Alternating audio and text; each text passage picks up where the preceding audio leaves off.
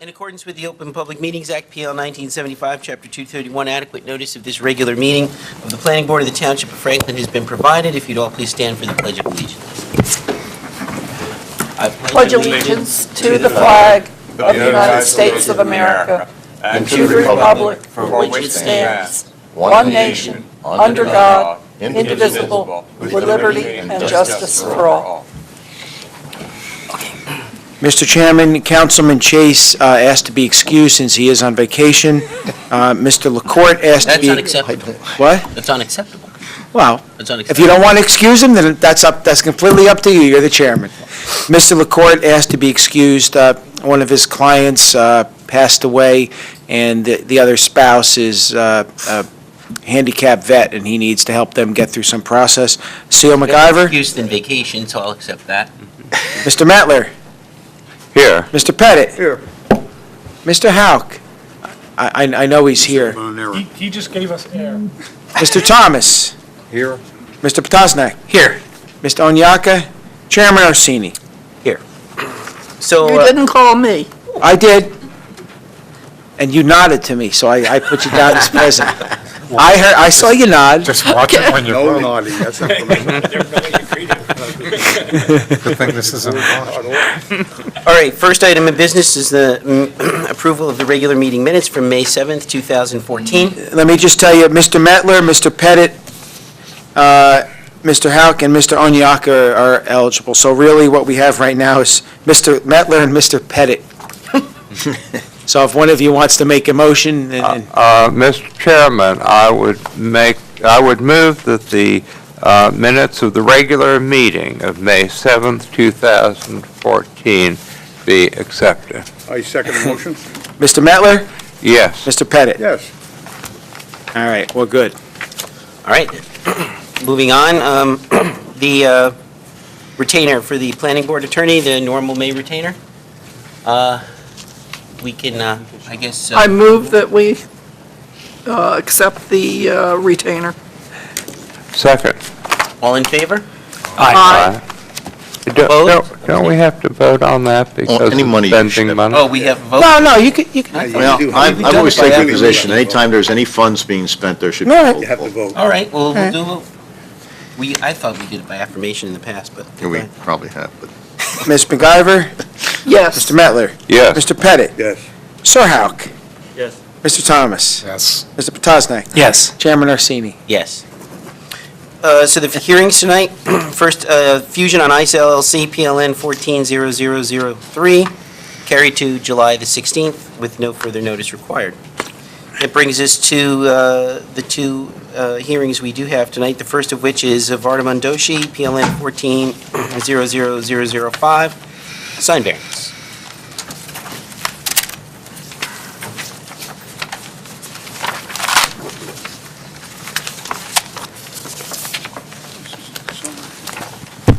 Good evening, Mr. Chairman, members of the board. Peter Lanford appearing on behalf of the applicant.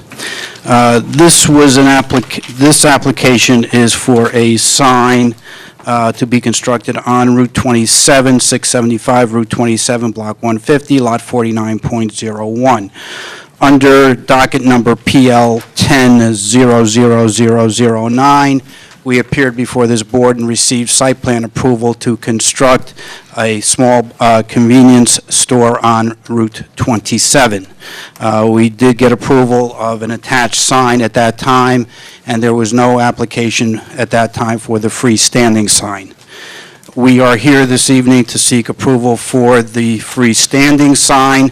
The freestanding sign conforms to your ordinance in all respects, except for the setbacks. If the board recalls the original application, the building itself is in the front yard setback. We only have 10 feet from High Street, and we only have 10 feet from Route 27, so there is really only one place to place the sign, which is in the front yard setback. Since this application was filed, I've had discussions with Mr. Healy concerning the sign, the actual initial submission that we made.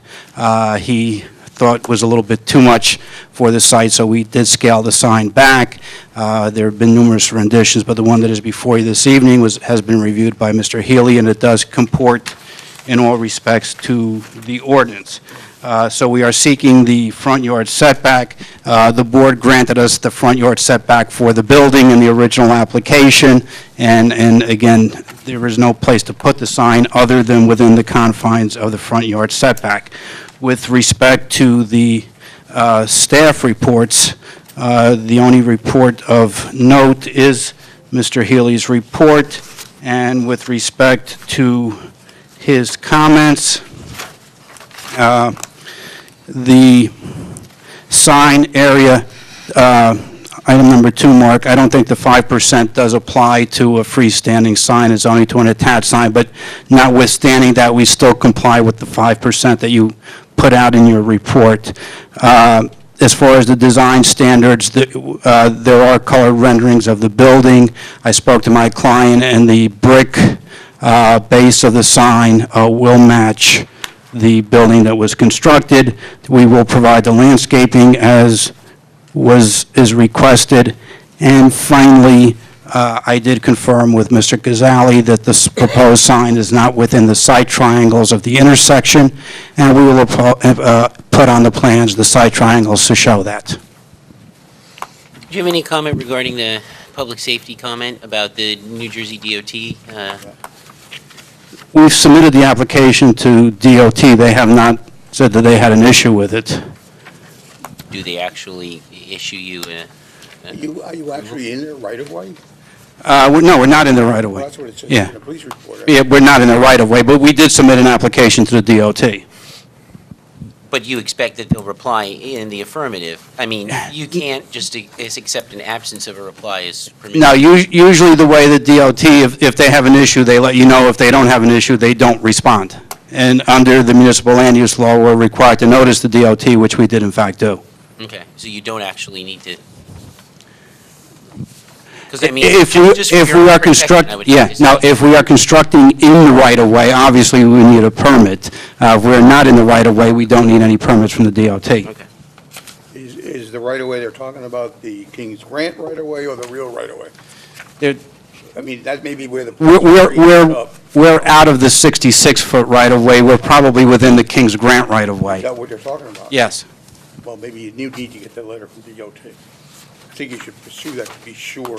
If you want, I can... Well, no, I mean, down in Kingston, people have had to get quick claim deeds to counteract that claim by the state that they have an extra 16 and a half feet of right of way.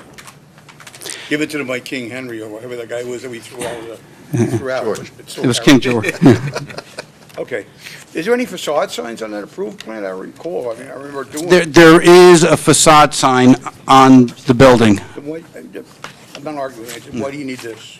What does this do for you? Be- This be- building is right on top of the right of way. But I can see it from the street, I pass it every, But if you're traveling in a car, you don't see the facade sign, and, I guess, right, okay. How many stores is there, 2? and again, the ordinance says we can have a 100-square-foot sign. This is a rather modest I'm sign. disputing that with you. I'm just wondering what's the need for it.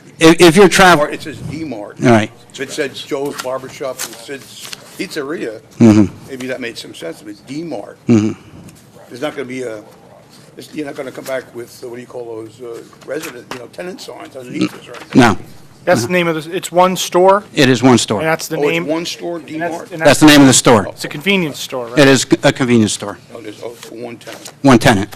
It's a pretty small building. It's 2,100 square feet. Yes, it's one. Massage parlor. I take it you have no witness. Thank I you. have no witnesses. Any questions from the board for Peter? Are there any plans to do a sidewalk in that area, being 2 feet off Somerset Street, which is a 4-lane highway? Yeah, they Yeah. put sidewalks in.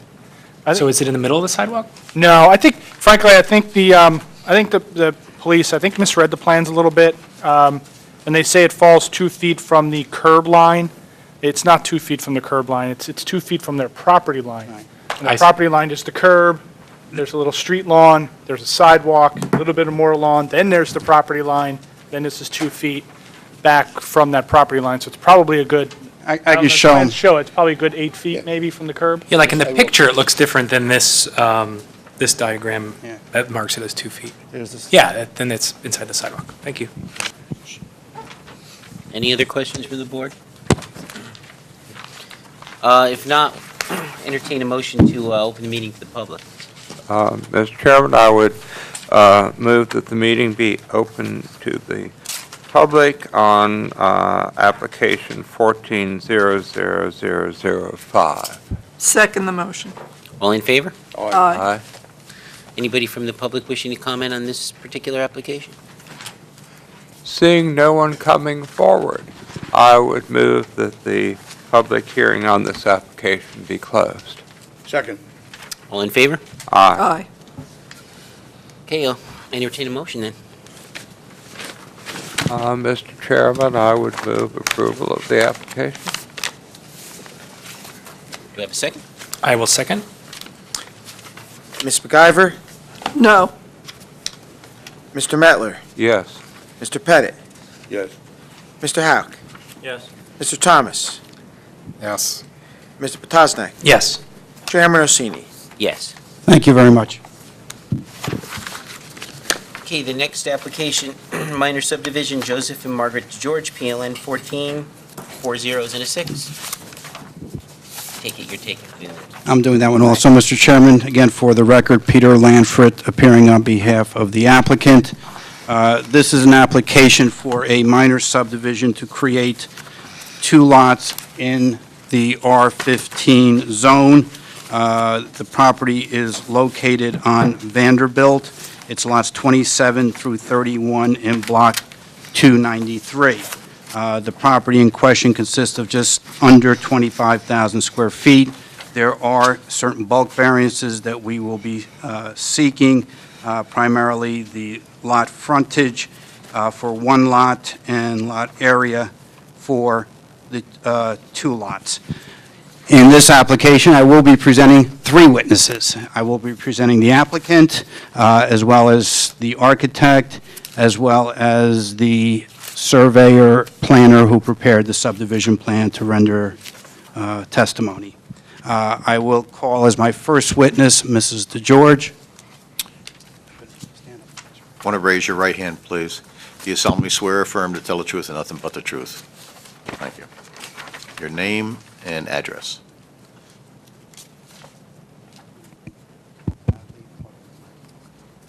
Margaret D. George, 2 Rains Court, Somerset, New Jersey. not working. It's not working. It's not working. Oh, get it close to your mouth. Put it very close to your mouth. Margaret D. George, There you go. 2 Rains Court, Somerset, New Jersey. Okay. Ms. DeGeorge, you are the applicant in this matter, is that correct? Yes, And you currently reside in Somerset at 2 Rains Court? yes. Okay. The property that is the subject of this application, who owns the property? My mother, Okay. Diane Badia.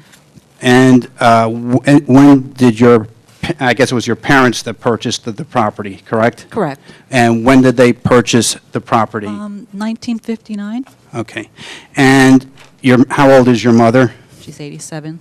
Okay. And she resides in the house at the present time? Yes. Okay. And who else resides in the house at the present time? My brother, Okay. And does your brother have any conditions that affect him? he's hearing impaired, and he does have some medical issues. Okay. So, And the purpose of this application, you wanted to subdivide the property to build a house that you would live in? yes. And why would you want to build a house to live there? Well, I'm concerned about my mother, and I would like to live close to her, and I'm the primary caregiver. My brother also has issues, medical issues, and I would feel more comfortable being closer to them. I live in a townhouse right now, and it's about 15, 20 minutes away, so I would just feel better Okay. being close to her. Now, the house that's currently on the property that your parents bought in 1959, how old is that house? Oh, 1927 it was built? Okay, and how many bedrooms are in that house? Like 3 bedrooms? Okay. And there's, I assume, a kitchen, living room? Yes. Okay. And did you explore the possibility of perhaps adding on to that house? It's just, we didn't want to do that, no. It's just, Talk louder. we didn't want to do that. It's too old. Okay. No.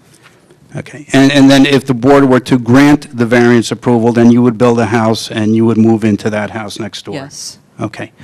Thank you. I have no further questions of this witness. Excuse me, you said you looked at the possibility of putting an addition on the existing home and it's too old? Is that what you said? Is that the Well- testimony? That it's too old to put an Yeah, I addition mean, it's on it? just too much for us to, Oh, no, no, that's not the answer. yeah. You said it was too old, too much. Those words don't mean anything. What is it, what do you mean by too much? Too much money? Not doable? Is it architecturally unsound to do it? It is. Well, I'm putting words in your mouth. I want to hear you tell us why. Well, it doesn't have the modern conveniences, the house. No, it's better to have the newer home. It would have all the modern conveniences. Yeah, but your mom and dad and brother are still going to live there, Well, I mean, I unless you don't, knock it down and build 2 new houses. I'm Well, sorry. I'm sorry. Mr. Petty, just let me correct you. It's only the mother and Your brother the brother, not the dad, living there, living there. in the old house. Right, Okay, I understood that. yeah. And I mean, It's just the 2 of them.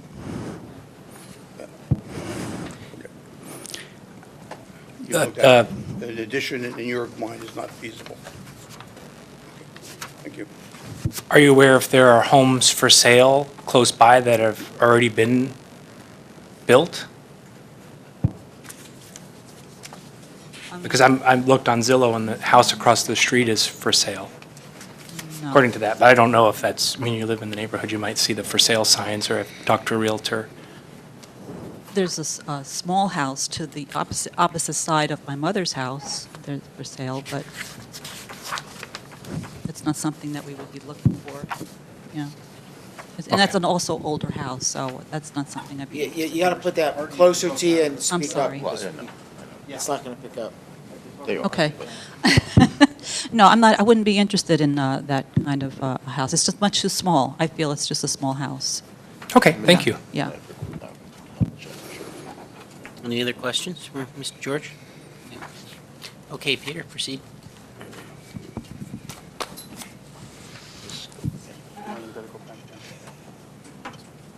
you can come here if you want. Use this microphone, since we got it working.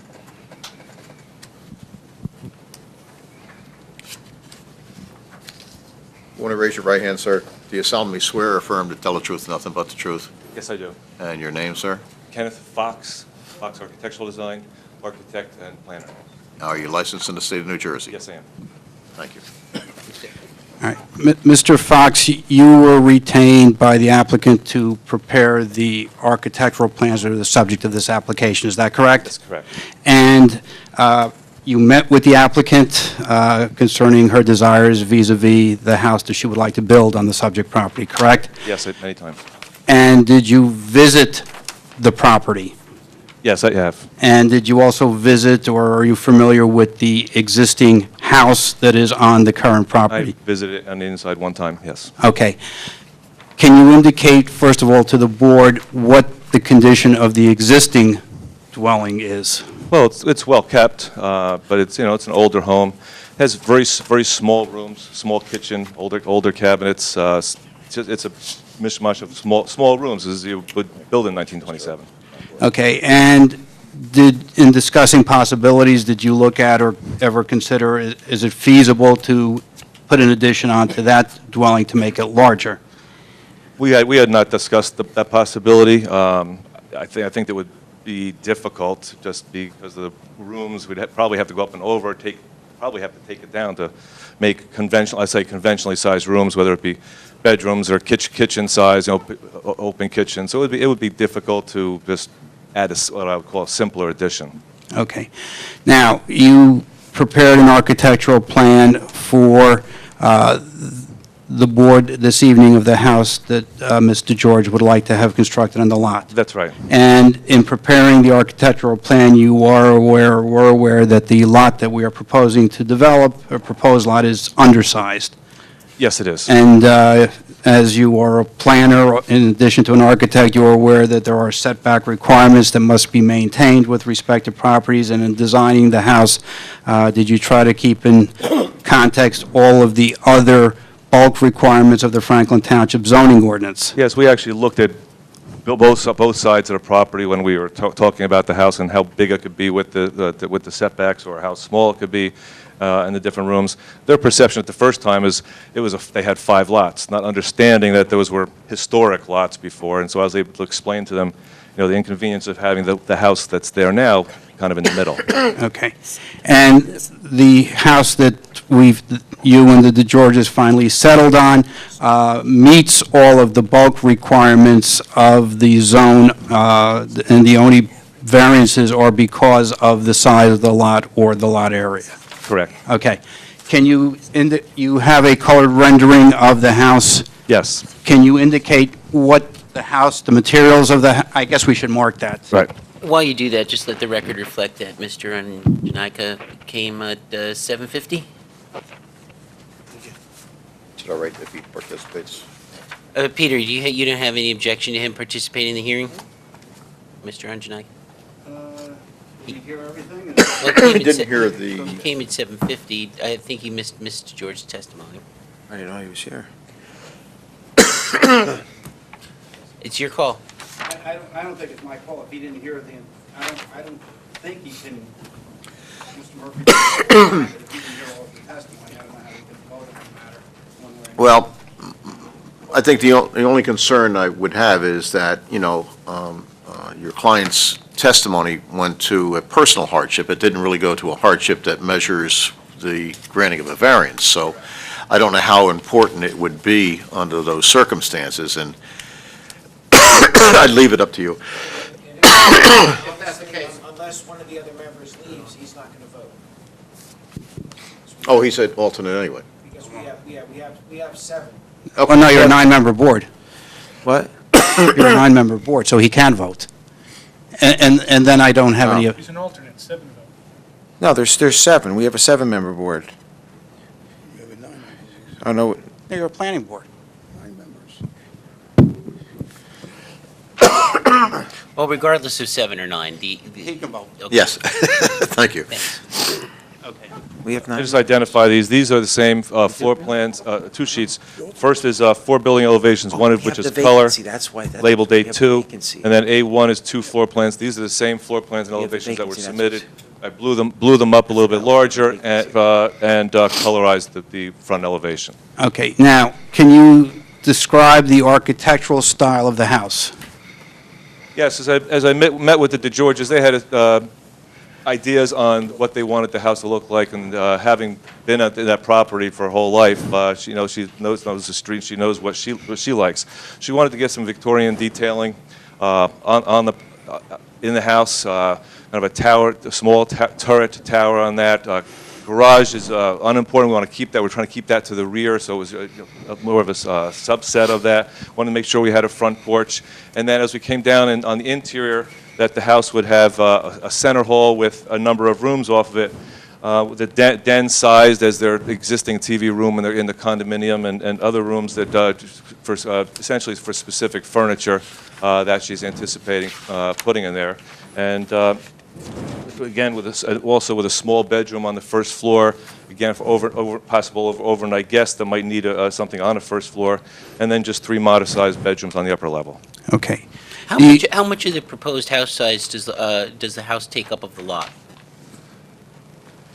The building, Oh, building coverage? hang on, Engineering calculated at 18.2. 18%, yeah, just, It's under the 22 or the 20.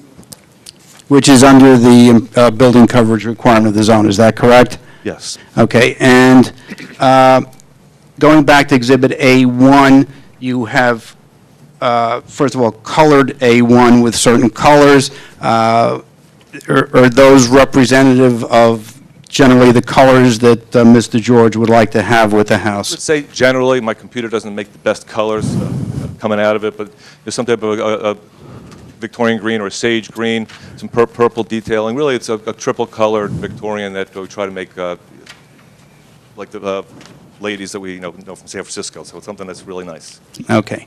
Now, you've said you've been to the property, you've been to the neighborhood. Again, would the house, is the house compatible in size to the dwellings surrounding it and in the immediate neighborhood of the subject property? Yeah, all around the couple of streets in this area are 1- and 2-story houses. I think there's significantly more 2-story houses in the area. There's none that have the detailing of this. They're mostly 50s and 60s bi-levels and 2-story homes. So there's nothing with this kind of style, but I think that it blends in. I've done projects like this before in other neighborhoods that were older neighborhoods that are getting rebuilt, and to put a little bit of style in it, it's generally appreciated by the neighborhood. Okay. And again, you did keep the house under the building coverage? We wanted to keep it Right. absolutely underneath the building coverage. And did you note in the staff reports a comment from Mr. Healy concerning the impossibility of putting a shed on the subject property? Yeah, I think there's probably just about 100 square feet or 90 square feet remaining on that. If a shed was going to be put on there, we would be able to do that. The Georges know that, a deck is non-impervious, but they're not anticipating that this time. We have a small porch in the back to access the grass area, and that's what they wanted to build. Okay, thank you. I have no further questions. Does any board member have a question? Peter, is this your last witness? No, I have the Oh. planner and Okay. surveyor. All right, so you're going to address the staff reports and all that? Yes. Okay. Okay, go ahead. If there are no further questions of this witness, can I call my next witness? Mr. Orsini, Mr. Mielek.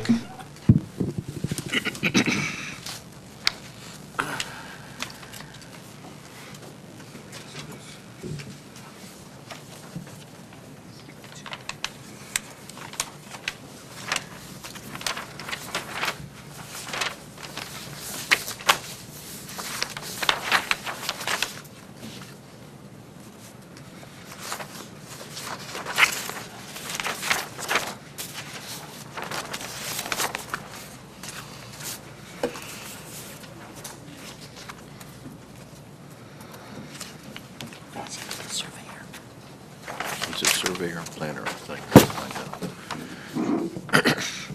Sir, do you want to raise your right hand, please? You solemnly swear or affirm to tell the truth and nothing but the truth? Could you give us the benefit of your profession and your name and who you're associated with?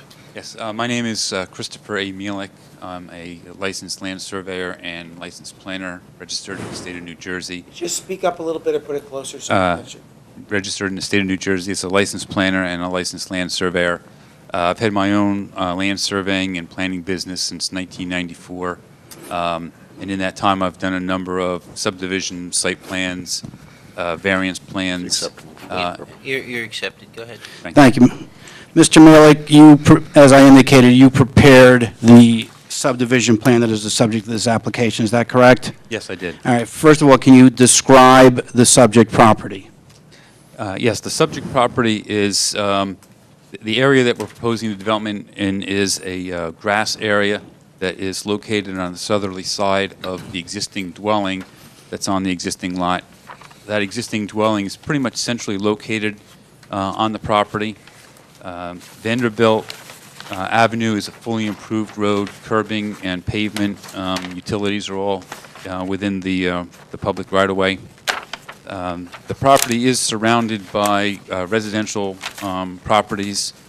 Most of them are developed with residential dwellings on them. There is one lot that has not been developed, and that's owned by the Township of Franklin. There is a fairly sufficient buffer in terms of fencing and vegetation that surround the property, particularly along the back property line. There's one continuous fence, and in some areas there's two fences, probably one built by this property owner and then the other built by the adjoining property owner. So there is a sufficient buffer and delineation along the perimeter of the property. Now, with respect to the application that we have before the board, as I indicated in my opening remarks, the lot area is 24,992 square feet, and we are proposing to create two lots, one of 13,800 and the other one of 11,100 square feet. Is that correct? That is correct. Okay, and also we have insufficient frontage on one lot, and actually the other lot exceeds frontage by over 25 feet. Is that correct? That is correct. And can you indicate to the board why the lots are created the way they're created? Yes, the proposed subdivision line was basically created south of the existing dwelling in a manner that we could really utilize the fact that we're meeting the side yard setbacks for the existing dwelling. So when we drew that proposed subdivision line on, we did it with the mindset of maintaining the side yard setback for the existing dwelling and thereby maximizing the size of the new lot as much as we could. Okay, and obviously, when you started this project, you're stuck with the location of the house where it is, and, you know, if the house was a little bit further to the right of its current location, the lot areas would be adjusted. Is that correct? That is correct, yes. In fact, if the house was located a little further to the north, the lot frontage variance would not be an issue. Okay. Now, in discussing an undersized lot, obviously there's a spatial relationship between the lot we're proposing and the adjacent lots. And the township ordinance indicates that you can have one side yard of 10 feet and a combined side yard of 30 feet. In this application, what are the side yards on the new lot that we're creating with the new dwelling? On the new lot, we equalized those two side yards so that we do have a 15-foot side yard on both the north and south side of the dwelling. Okay, and the side yard of the existing dwelling also meets the side yard requirements, does it not? That is correct. Okay, and again, keeping in mind the concern that the lot is somewhat undersized, did you look at the distance and separation of the house that we are constructing from the side yard of the dwelling, which would be to our south? Yes, I did. As part of the field work, we did physically locate that dwelling. Although I don't have it dimensioned on the plan, I did scale it, and that distance is 43 feet. That existing dwelling is 43 feet south of the existing property line. So that the distance then between that house and the side and our house is roughly 58 feet. That's correct. Okay. Now, looking to the rear of the property, first of all, we meet the rear yard requirements of the zone, do we not? Yes, we do. Okay, but again, since the lot is undersized, did we look at what's behind us and what effect it may have on the properties behind us? Yes, Lot 21, that is one of the two lots that abuts the property from the rear. Lot 21 is a vacant property that is owned by the Township of Franklin. The other portion that abuts the rear is kind of an odd configuration of an existing lot that fronts Hamilton, and that is Lot 36. And that is kind of an odd-shaped lot that kind of wraps around the southwest corner of our property. And that lot 36 that fronts on Hamilton, the rear portion behind our property, that's the rear yard of that property. Nothing could be developed in that rear yard setback. Is that correct? That is correct. That entire area would be contained within the 50-yard rear yard setback. 50 foot. 50 foot. Thank you. Okay. And if the township, if we had attempted to acquire the township lot to try to make the lot more conforming, we would have created a variance because we would have created a through lot. Is that correct? Correct. Okay.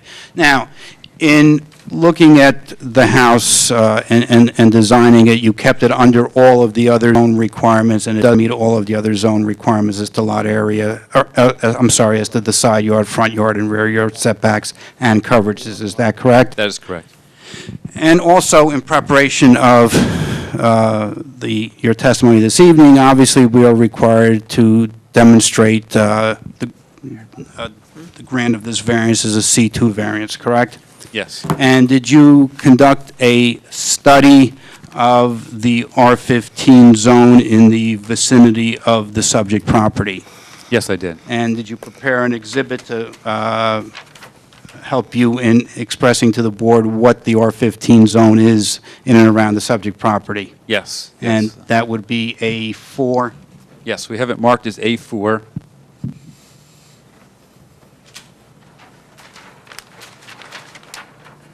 And this is an aerial view of the property surrounding the subject site.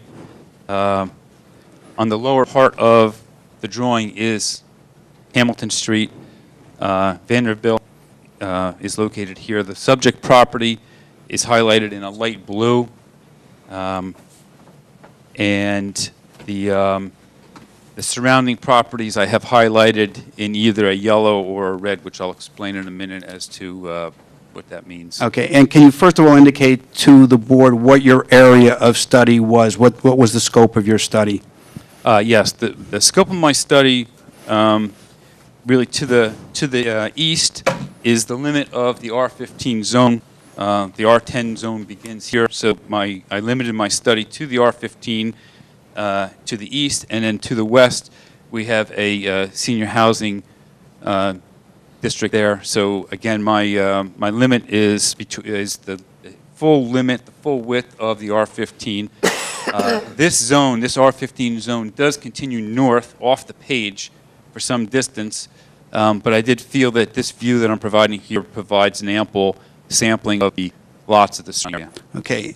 Did you also, in conducting your study, drive through the area to the north? And when you indicate to the board the findings in your area of study, do you feel that those findings would carry through the rest of the R15 zone? Yes, I do. Okay. And just for the record, if you look to basically the north, there's one big structure there. Can you identify that, so in case any members are not familiar with that? Yes, this was the high school, now the middle school. Okay. The, Township. And one of the entrances to that property is down Vanderbilt, which is a one-way street into the high school, or the middle school? Yes, that is correct. Vanderbilt is a one-way direction going north, providing access to the school. Okay. Can you indicate to the board what you found as far as the traditional or the development patterns in your area of study in that R15 zone? Yes, it is kind of a mixed type pattern of development, and I think the reason that really dates back to the original file map that was filed back in 1923 for this, and at that point, that map was composed mainly 40-foot width lots, and so when somebody wanted to purchase a lot, depending on how much property they wanted, they would buy 1 or 2 or 3 of those lots and then build the home accordingly to fit on that lot. That pattern of development took place probably through the 50s and 60s and maybe even into the 70s until zoning kind of got a better stronghold. So we do have a mix of some very small homes on very small lots, and then we do have some newer homes on some larger lots, and we do also have some very large areas that simply have not been developed. They're wooded or simply unimproved properties. Of the lots that are developed in that area of your study, how many lots are developed? Basically what I did in this view that we have here is I counted rooftops. Because of the way the tax map is set up, the individual lots are shown as those 40-foot wide lots, and so it's kind of tedious to really find the exact lot lines. So what I did was I counted rooftops, and by examination based on fence lines or close proximity to other homes, I basically identified lots that I felt were either undersized for the zone or were insufficient in terms of lot frontage. Then I went back to the tax records to confirm if in fact that was the case. And so for those lots that are inconsistent in terms of lot width, I highlight them in yellow. And for the lots that are inconsistent both in terms of lot width and lot area, I highlight them in red. Okay, and since my eyes are bad and some of the members of the board are sitting further away from your exhibit than me, can you indicate how many lots are undersized both as to, now you're going to have to get your cheat sheet. I got to get my cheat sheet. How many lots are undersized as to both lot width and area, and how many are undersized as to width? Yes, in terms of in terms of lot frontage, there's 13 lots that are non-conforming in terms of width, but they are conforming in terms of area. A lot of the lots are 80 foot by 200 foot, so they do conform in terms of area, but they are insufficient in terms of width. So there's 13 of those, and then the lots that are non-conforming in both frontage and area, which are the variances that we're pursuing, there's a total of 32 of those. And approximately how many developed lots are there in your area of study? In my area study here, there's 96 residential dwellings based on rooftops. Okay, so So we're talking, there's 45 that are non-conforming, so we're dealing with roughly half the developed properties there are non-conforming zone. okay. And although obviously because lots surrounding you are non-conforming, doesn't give us necessarily the right to make our lot non-conforming. However, did you look at other things in the neighborhood, such as the recent development, what effect a new house in this neighborhood would have on the neighborhood? Yes. In particular, I looked at Vanderbilt, right in the area, right in the block that we're located. I noticed that on the left side, the west side of Vanderbilt, we have 1, 2, 3 homes for that entire stretch of this block. On the east side, we have 1, 2, 3, 4, 5, 6. So we have 6 homes developed. We have 6 homes developed on the east side and 3 on the west side. So part of my testimony tonight is that there is an imbalance. When you walk or drive along that street, there is an imbalance of the way that street has been developed, and it will be my testimony that the introduction of a new home in there will certainly help to balance out that trend. Okay, and as a matter of fact, the 3 houses directly across from the subject property have insufficient frontage, is that correct? That is correct. And you indicated those lots are 80 feet wide? Yes. Okay, so then the house that we are proposing to construct is on a lot that's 83 feet wide. Correct. And then if you go to the other side of those 3 lots, what do you have on Vanderbilt? You have another very small lot, again, across the street. How big is that lot? Okay, that width is 40 feet. So that's, as I was referring to earlier, that would be one of the 40-foot lots that that person acquired at some point in time and built a house on that 40-foot lot. And then to the north, again, there's another 40 lot that has a residential dwelling on it. Okay. And in your opinion, the introduction of an 80-foot lot on Vanderbilt when every other lot save one or either 80 foot or less as far as frontage would not be incompatible with Vanderbilt, is that correct? That is correct. Okay, and then again with the concern about the lot area, given the area behind us and the fact that this township-owned land or rear yard, do you feel that the house that we are proposing to construct would fit in and would be compatible with the neighborhood? I would say yes, mainly because of the variety of housing styles that exist out there. There's some bi-levels, there's some ranches, there's some 2-stories, so there's a mix of homes, and I do think that this is a beautiful home, and I think that it will complement the area. One of the other things under the case law and the municipal land use law that we have to indicate, you have to opine on as a planner, is as to whether there is a negative, if the board were to grant the variances that we are seeking, as to whether there would be a negative impact on the surrounding area or the surrounding neighborhood, and do you have an opinion as to that? Yeah, I do believe that there would be no negative impact, and that mainly is because I do believe that this will complement the area, will, in terms of the property in question. It will advance basically the zoning of that property and provide a more appropriately owned property. And I do believe that it will benefit the neighborhood with the balancing that we were talking about.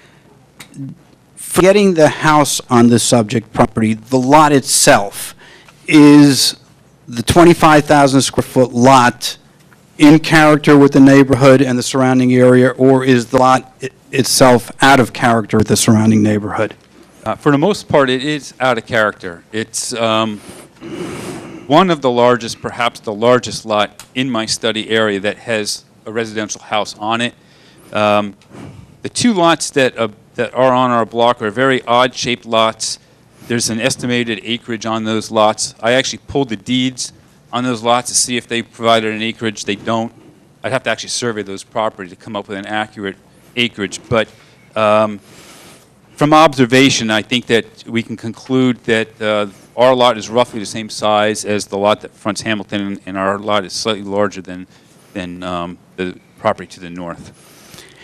If the board were to deny the variance, at some point, if the owner of the property no longer is residing there, and that property had to be sold, do you have an opinion, is that house that is currently on the property, although the architect indicates it's in good condition, do you foresee that? And I know we don't all have a crystal ball, but is that a house that if somebody were to buy that property on or that lot, 25,000 square feet, that they would maintain that property, or would that property at some point in time be demolished?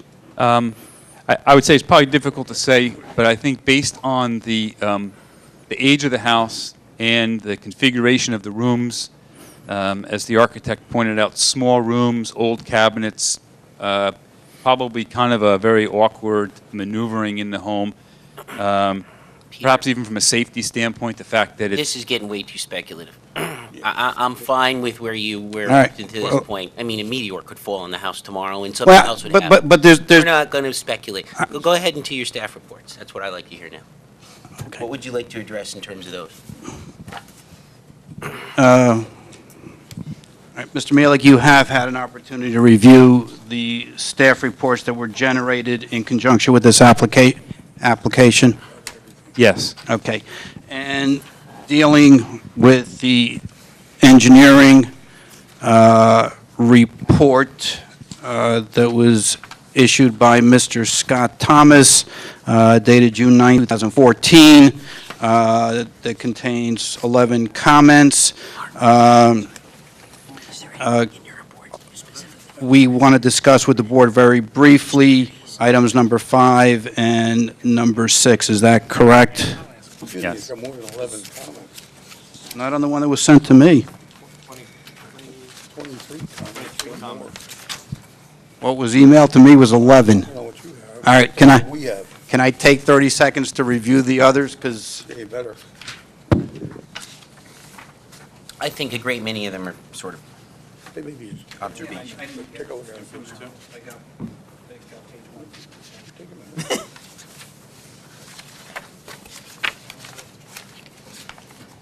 Each one, 2 and 4.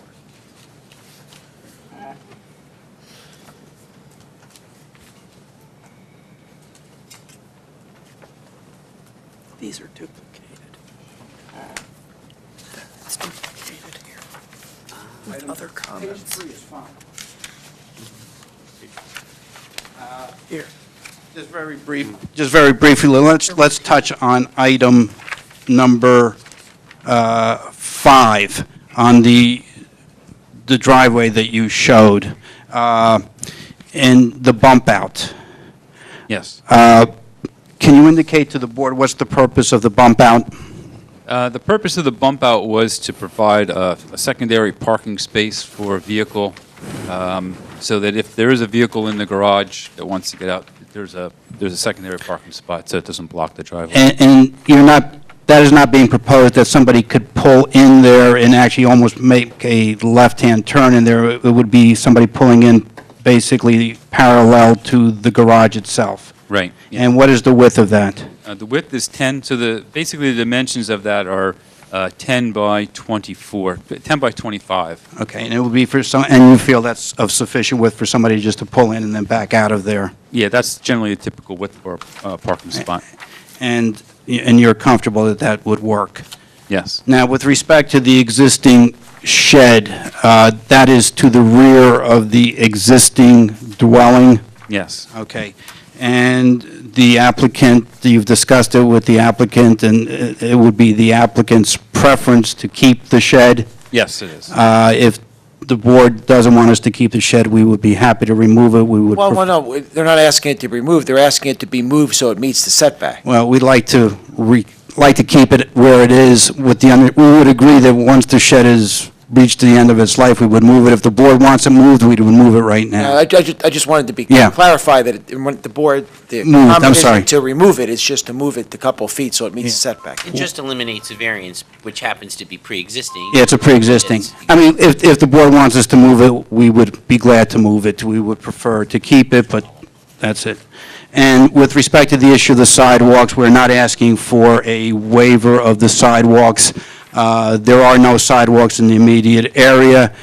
We would be happy to either put the sidewalks in or, on the alternative, pay for the construction of the sidewalks. But if I understand the township's policy lately is they'd rather see the sidewalks Yes. in place, and we would be glad to put the sidewalks in. Especially since you're so close to a school. We have no problem with that. With respect to Mr. Healy's report, you've had an opportunity to review that, is that correct? Yes, I have. Okay. And with respect to the change plan comments, such as the adding of street trees, the calculation of the replacement trees, all of those things we will comply with, is that correct? Yes. Okay. He also made another comment, which sort of goes to the planning issue, with respect to the purchase of adjoining land or sale. Well, first of all, the client is not interested in selling any of the property. If the board were to deny the variance, we're not looking to sell anything, and there's no obligation, I don't think, in this case, for us to try to sell our land. We have an existing conforming lot. But in looking at the possibility of acquiring land, did you look at that and make a determination as to whether it would make any sense to try to acquire any additional land? I did look into that, and I feel that it would be kind of a desperate move to try to address the lot area variance, because if we were to acquire just enough to bring this property into conformance in terms of lot area, we would probably be purchasing part of two different properties and creating very odd configuration in terms of our lot and also those adjoining properties. And if we were to acquire all of Lot 21 to make it a conforming lot, that would actually put us in another variance situation, is that correct? That's correct. Yeah, well, 21 wouldn't do anything. I mean, that would just give you a number in terms of the square footage, but it's not usable whatsoever.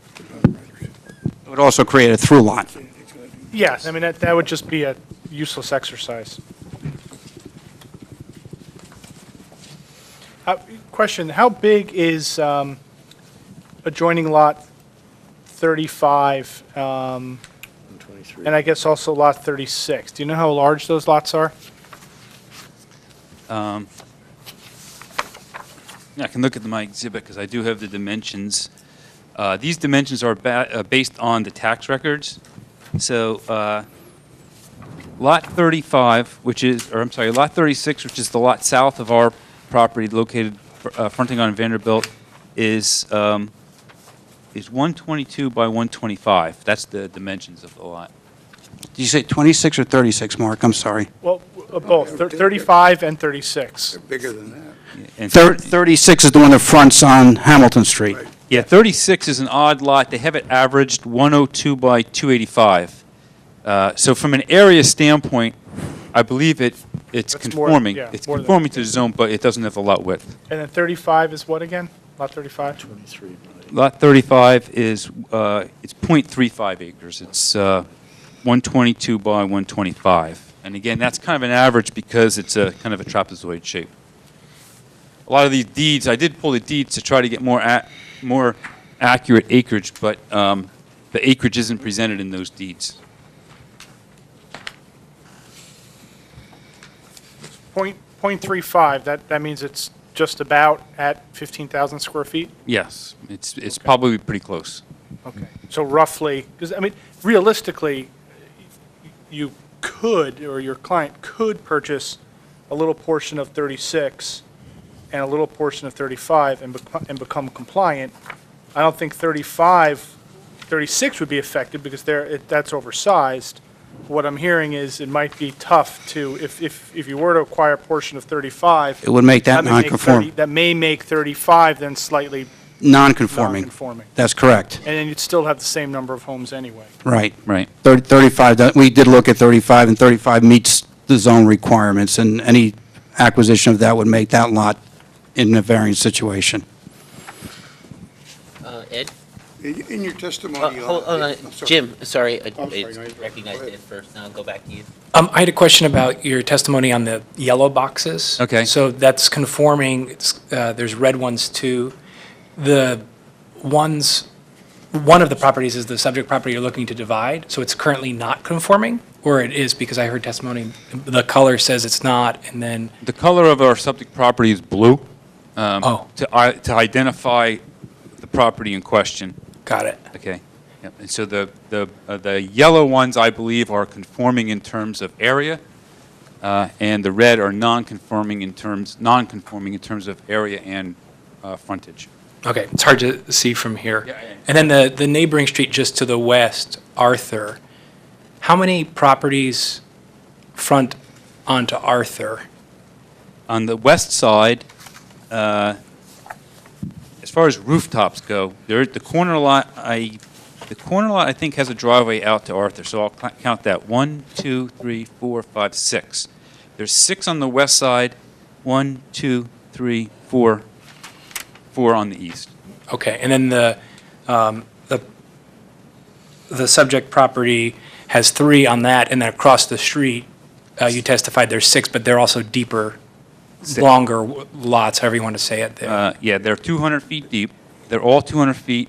3 of them are 80 feet wide, 2 of them are 40 feet wide. So they're all narrower than the lot we're proposing, But deeper, but deeper, correct. like 1.5 times or something. Probably, yeah. That was one of my questions, thank you. Jim? No, he answered the question already. Somebody Oh. else asked the question. It's Okay. fine. I'm done. Go ahead. Chris, looking at the covered porch for the existing house, what is that dimension, the side yard, proposed side yard line? The distance from the covered porch, the way that's drawn, Yeah, it looks like it's a little bit of an offset. yeah, what I did when I located that, I actually shot the gutters on that. So the reason that's offset a little bit is that's reflecting the gutters and also the overhang on the porch. So that really shows a worst-case scenario from the aerial view, but from the street view, it's basically in line with the house. So it'll meet the 10-foot side yard setback? The porch itself, yes. How about the structure? The nearest point of the structure. The nearest The point. existing house is on a well, is that correct? I don't know that. Are you,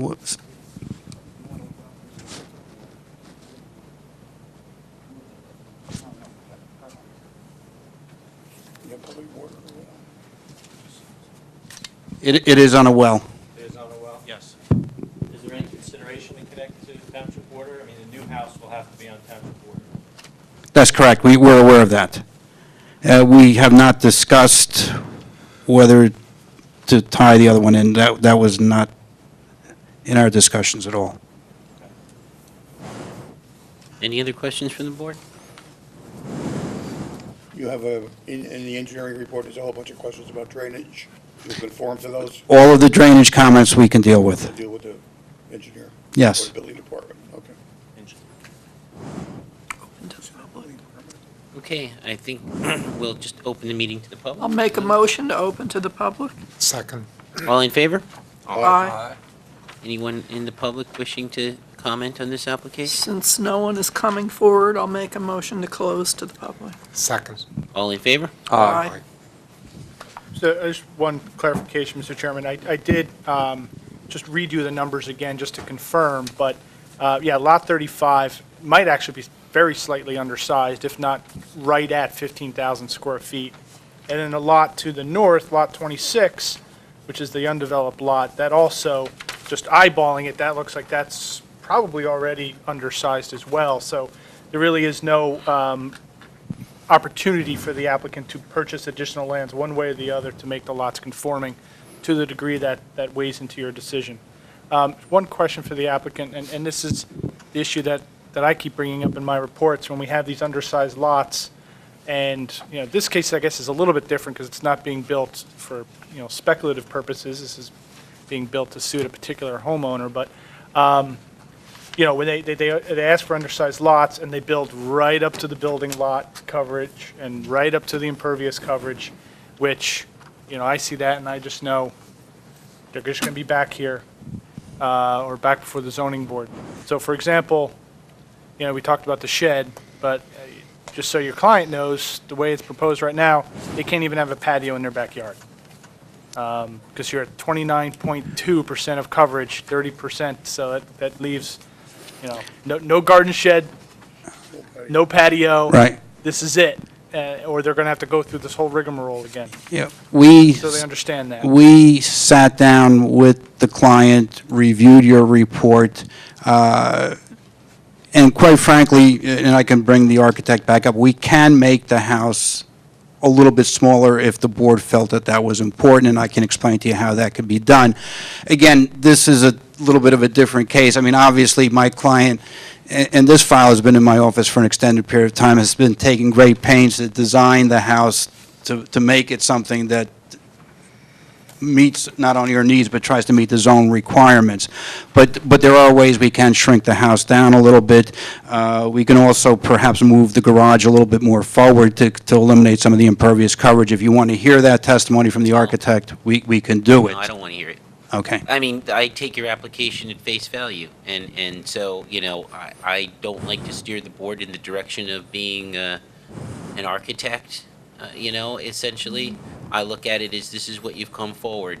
You know what your limits are, and if you felt that you could live with those limits, you'd come to us with something smaller. So I assume that you made your choice. And we did. And I do appreciate Mr. Healy's comments and his report. He's raised these in other cases.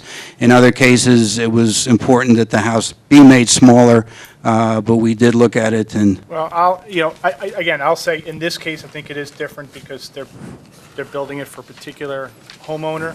I think, frankly, Mr. Chairman, in future cases, when we know it's a builder that's building it for spec, and they're basically maxing out every last square inch, and they're asking for lot area variances, so they're asking for the lot to be made smaller, I'm going to continue to recommend that the house should be made smaller, anticipating some modest homeowner improvements.